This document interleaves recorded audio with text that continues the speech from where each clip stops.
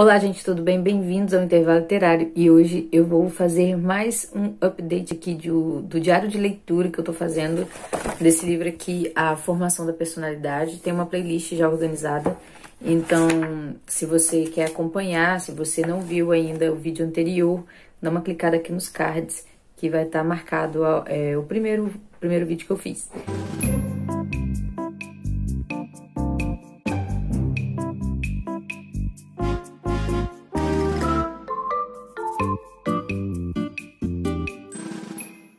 Como eu fiz no outro vídeo, eu vou ler mais um texto desse livro.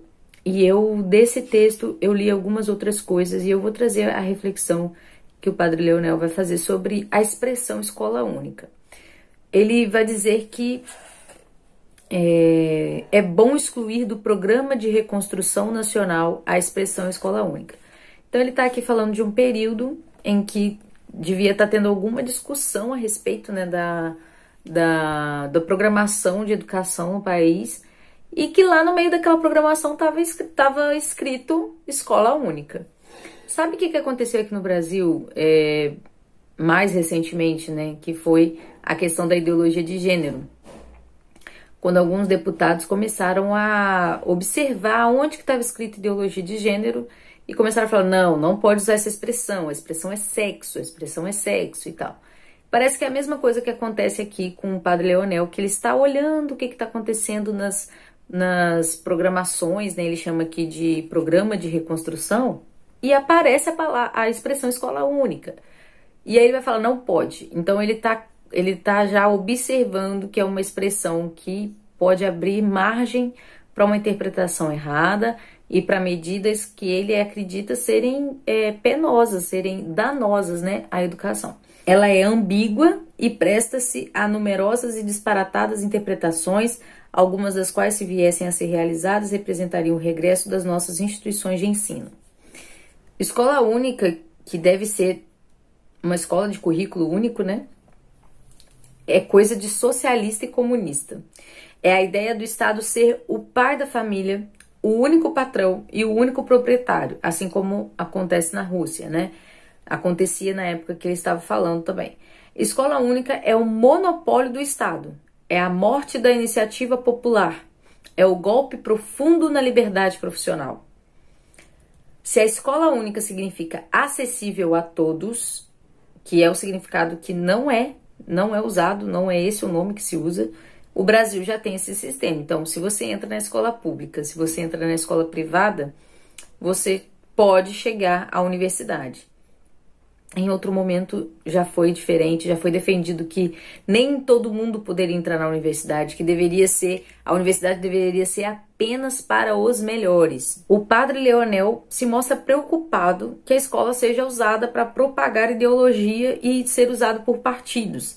E então o Brasil tem essa escola única na prática, porque nós temos o PNE, que é o Programa Nacional de Educação, ou educacional, alguma coisa assim, que tem o currículo que todo mundo tem que seguir. Então, se você abrir uma escola hoje, você vai dar a mesma coisa, o mesmo currículo de todas as escolas. Não tem como você educar o seu filho de forma diferente, né? A escola é única. Esse texto é bem pequeno, do livro aqui, tem 2 páginas só. E aí eu fui procurar sobre isso nesse livro aqui, Quem Controla a Escola Governa o Mundo, da editora Monergismo. E aí tem uma parte aqui na página 24 que vai falar sobre o marxismo. E nessa parte do marxismo ele diz o seguinte: o Estado deveria se tornar o educador, o novo pai. Combina os termos, né? Os lares e as escolas refletem e perpetuam a agenda do Estado. Como que funciona uma escola que não é montada pelo Estado, que não é vigiada pelo Estado? Os pais das crianças passam a autoridade deles, né, dos pais, para a escola. Então, todos os pais participam da montagem daquele currículo. Se por um acaso você concorda com o que aquela escola vai ensinar, você também coloca o seu filho. Mas se você não concorda, você vai procurar em outro bairro, vai procurar em outra comunidade, certo? O Lenin percebeu o valor de monopolizar a educação. Quanto mais cedo pudessem ser tiradas dos seus pais, mais rapidamente aconteceria a reprogramação. Aí tem um trecho aqui na página 26, que é um trecho do Engels. E eu vou ler para vocês na íntegra. Não é um trecho grande. Estamos trazendo as mulheres para a economia social, para a legislação e para o governo. Estamos estabelecendo cozinhas comunitárias, creches, instituições educacionais de todos os tipos. Em resumo, estamos cumprindo seriamente a demanda do nosso programa para a transferência da função econômica e educacional da família em si para a sociedade. As crianças são criadas sob condições mais favoráveis que em casa. Já falei isso aqui 1000 vezes. Toda vez que alguém fala que vai aumentar o tempo de escola, que vai aumentar a influência da escola, isso é ruim. Nessa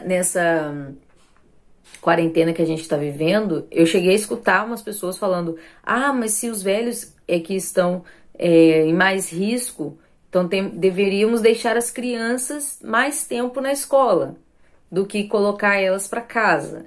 E eu falei: meu Deus do céu, como pode confiar tanto que pessoas estranhas vão cuidar do seu filho por mais tempo? É um absurdo isso.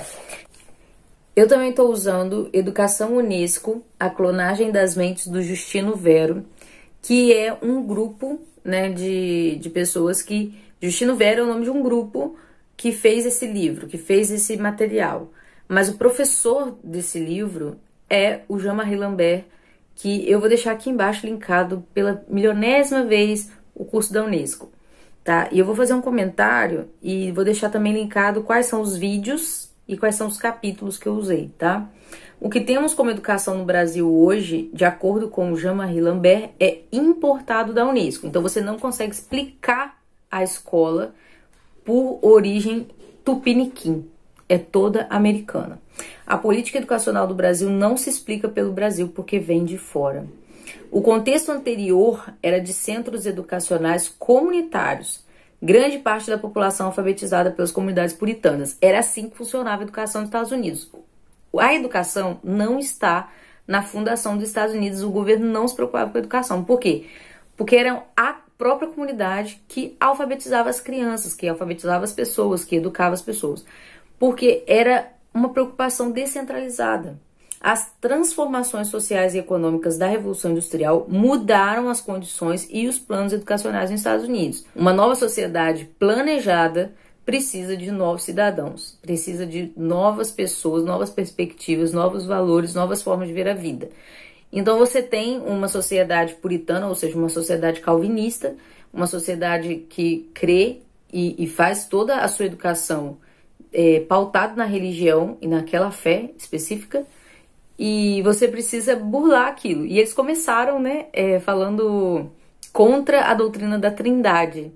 Então foram os unitaristas que começaram a, como é que eu vou falar, enferrujar aquela forma de educação. E aí vieram várias outras coisas, né, como a questão da predestinação, a questão da depravação total.